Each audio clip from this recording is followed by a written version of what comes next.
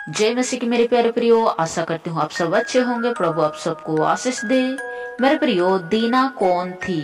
आइए हम बाइबल के वचनों के द्वारा जानते हैं। उत्पत्ति 34 उसका 1 से 31। मेरे प्रियो, दीना जो थी वो लिया और याकूब की बेटी थी। एक दिन ऐसा हुआ कि जब वो कुछ लड़कियों से भेंट करने के लिए रास्ते पर निकली, तब एक प्रधान हित्वी मनुष्य था जिसका नाम हमोर था और उसका बेटा शोकेम था। और शोकेम ने लिया की बेटी को देखा और उसके साथ कुकर्मों किया। और जैसे ही उसको और जब शोकेम को दीना पसंद आ गई, तब वह उससे विवाह करना चाहा। तब शोकेम ने अपने पिता को याकूब के घर भेजा उसके रिश्ते के बारे में बात करने के लिए। तब जैसे ही याकूब ने सुना कि उसकी बेटी को शोकेम ने अशुद्ध कर डाला, तब वह मन में बहुत उदास हुआ। और जिस समय शोकेम के पिता याकूब के घर बात करने के लिए गया था, तब उसके बेटे घर में नहीं थे। तब शोकेम के पिता याकूब से कहते हैं कि अपनी बेटी को मेरे बेटे के लिए पत्नी होने के लिए दे दो। और शोकेम के पिता कहते हैं कि हम एक ही कुटुंबनी होकर रहेंगे, तुम अपने बेटियां हमें दिया करना और हमारी बेटियां हम तुम्हें दिया करेंगे। ऐसे हम लेन देन करके एक भाई बंधु बन के रहेंगे। तब जैसे ही दीना के भाइयों ने सुना कि उसके साथ शोकेम ने क्या किया है, तब वे लोग गुस्से से भर गए और बदला लेने के लिए सोच रहे थे। तब उनके भाइयों ने जब शोकेम ने पूछा कि तुम लोग क्या कहते हो अपने बहन के विषय में कि मैं उसे विवाह करके ले जाऊं उसके विषय में, तब उनके भाइयों ने छल से उत्तर दिया, हम ऐसा काम नहीं कर सकते कि किसी खतना रहित पुरुष को अपनी बहन दे, क्योंकि इससे हमारी नामधराई होगी।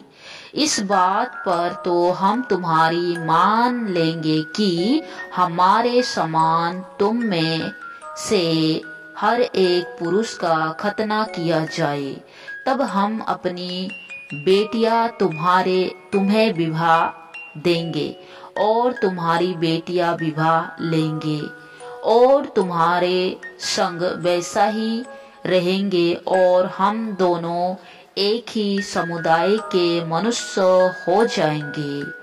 पर यदि तुम हमारी बात ना मानकर अपना खतना ना कराओगे, तो हम अपनी लड़की को लेके यहाँ से चले जाएंगे।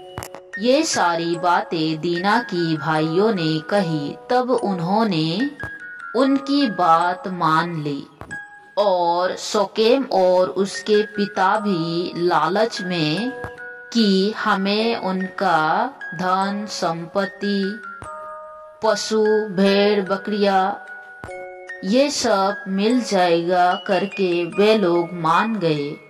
जैसे कि लिखा है, क्या उनकी भेड़ बकरियां और गाय बैल वरन उनके सारे पशु और धन संपत्ति हमारी ना हो जाएगी? इतना ही करो कि हम लोग उनकी बात मान ले तो वे हमारे संग रहेंगे। इसीलिए जितने उस नगर के फाटक से निकलते थे उन सबों ने हमोर की और उसके पुत्र शकेम की बात मानी और हर एक पुरुष का खतना किया गया जितने उस नगर के फाटकों से निकलते थे। मेरे प्रियो, उसके बाद तीसरे दिन दीना के दो भाई सिमोन और लेवी, याकूब के दो पुत्रों ने जो दीना के भाई थे, अपनी अपनी तलवार ले उस नगर में निधड़क घुसकर सब पुरुषों को घात किया और उन्होंने शकेम और उसके पिता को भी तलवार से मार डाला, क्योंकि उनके अंदर उसकी बहन की गुस्सा था। शकेम ने जो उसकी बहन के साथ कुकर्म किया था, उसका गुस्सा वे लोग अपने हृदय में लिए हुए गुस्से में थे और उसी गुस्से में उन्होंने उनकी हत्या कर दी और वहां उस नगर की सारी भेड़ बकरी, गाय बैल, गधे, नगर और मैदान में जितना धन था ले लिया। सब कुछ उन्होंने लूट लिया। मेरे प्रियो, यही थी दीना की कहानी। और दीना के भाई सिमोन और लेवी का गुस्सा क्या जायज था? क्या उसको ऐसा करना चाहिए था या नहीं? कमेंट में अपनी राय जरूर लिखना। प्रभु आप सबको आशीष दे। सबको जय मसीह की।